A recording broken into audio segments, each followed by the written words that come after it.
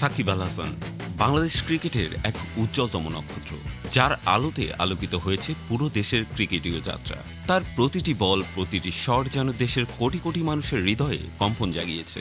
সাকিবের ক্যারিয়ার শুধু সাফল্যের নয়, ইতিহাসের প্রতিটি পরদে পরদে জড়ানো আছে তার নাম। কিন্তু আজ সেই মহাযাত্রার শেষ প্রান্তে এসে দাঁড়িয়েছেন তিনি। যদিও চেয়েছেন দেশের মাটিতে আসন্ন দক্ষিণ আফ্রিকা সিরিজ খেলে টেস্টকে বিদায় বলতে, দেশের সাম্প্রতিক প্রেক্ষাপটে যা অনেকটাই অসম্ভব। সেই হিসেবে কানপুরে নিজের শেষ টেস্টটি খেলে ফেললেন সাকিব। কানপুরে ম্যাচ হারলেও খেলা শেষে সাকিবকে বেশ ফুরফুরে মেজাজেই দেখা যায়। উপহারও পেয়েছেন তিনি। তাকে ব্যাট উপহার দিয়েছেন কোহলি।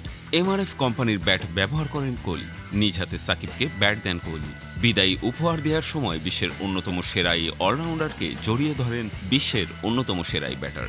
শেষ ম্যাচে বল হাতে জ্বলে উঠলেও ব্যাট হাতে ব্যর্থ সাকিব। বোলিংয়ে প্রথম ইনিংসে ভারতের 4 উইকেট নিয়েছেন তিনি, যার মধ্যে ছিল বিরাট কোহলির উইকেট। দুর্দান্ত এক ডেলিভারিতে কোহলিকে বোল্ড করেন সাকিব। বাংলাদেশ অবশ্য জিততে পারেনি ম্যাচ।